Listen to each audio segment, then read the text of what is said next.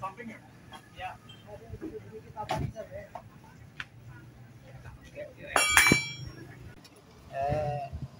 Tentang pemindahan pos ojek dan charteran itu untuk dipindahkan ke lain tempat.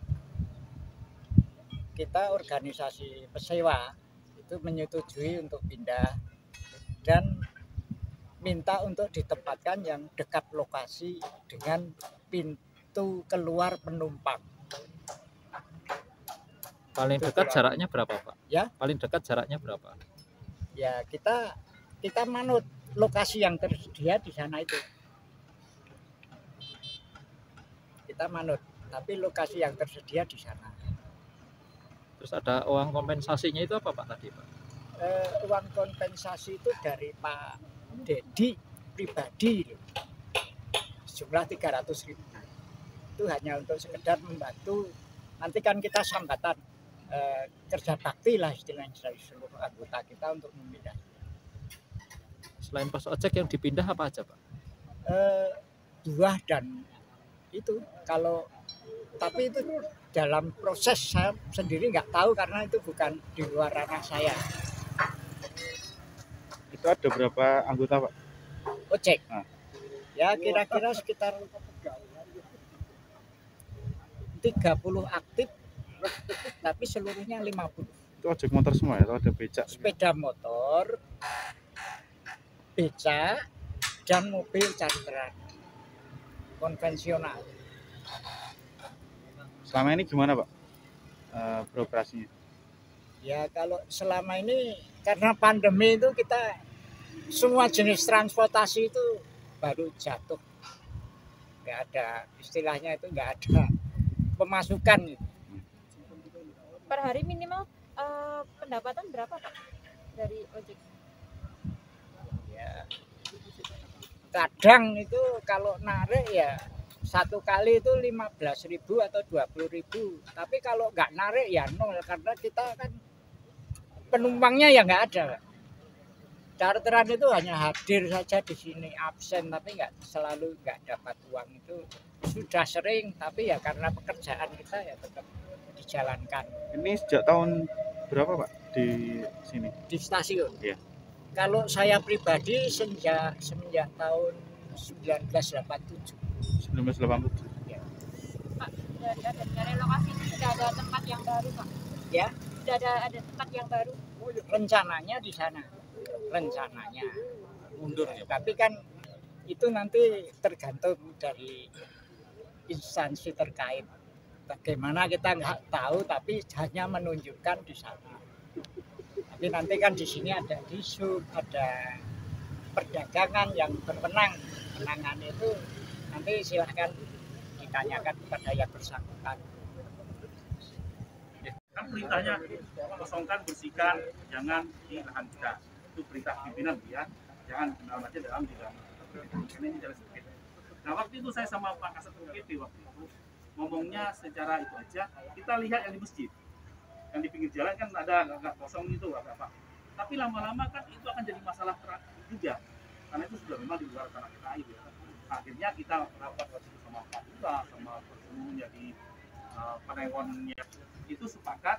Gimana, Bu? Kalau kami sih, dari kami itu setuju mau ditata seperti apa, mau dibikin bagus apapun kita mendukung gitu loh Mas. Cuman kita minta dikasih kesempatan dan tempat untuk tetap berkegiatan perdagangan di depan stasiun Wates, karena kita dari dulu sejarahnya kan kita udah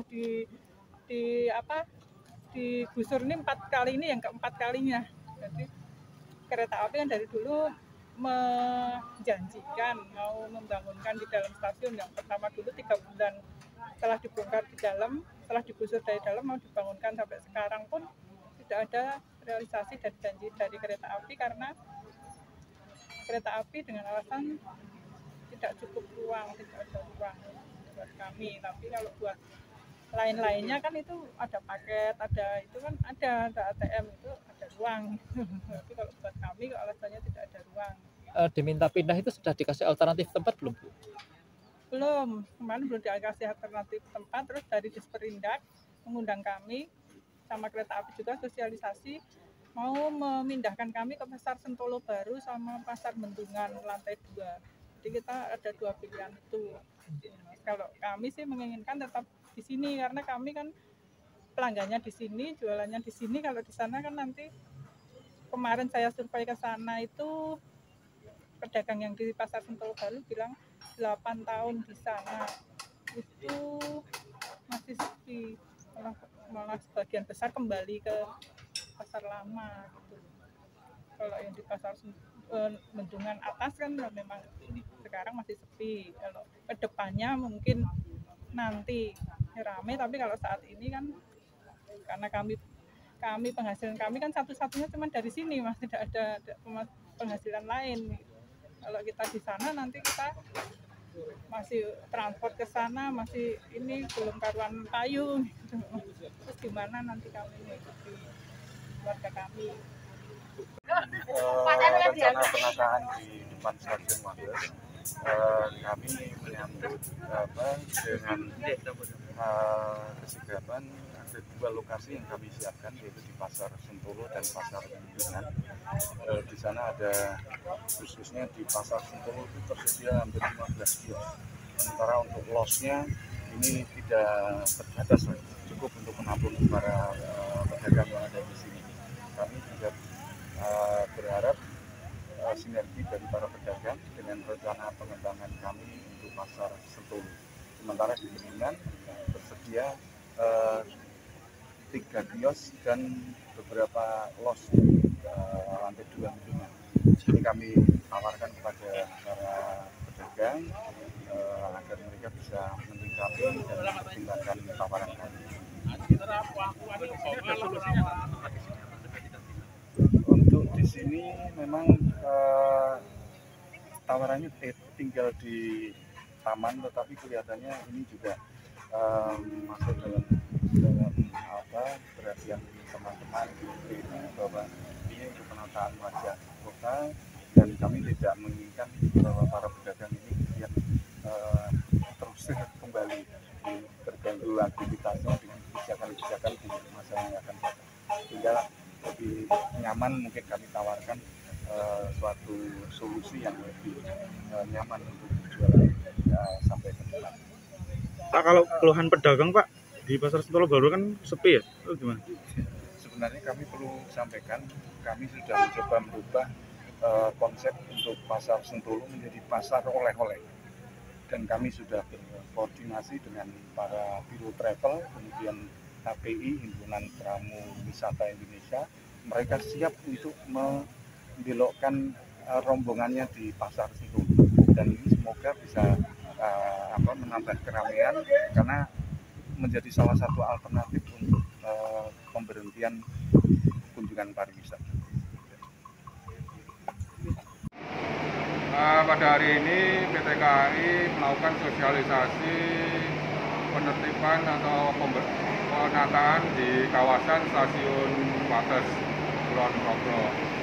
Dalam kegiatan ini PT KAI mensosialisasikan terkait dengan rencana penataan di Stasiun Wates, di mana akan dilakukan pemindahan kurang lebih 13 pedagang yang ada di depan Stasiun Wates.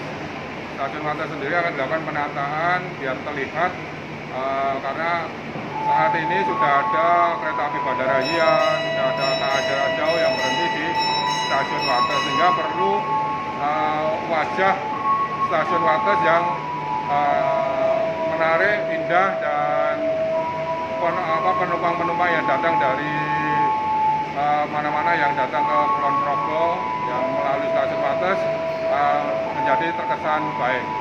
Sebelumnya juga sudah kita lakukan koordinasi dengan pemerintah daerah Kulon Progo untuk penataan PKL yang ada di depan Stasiun Wates tersebut. Demikian disampaikan.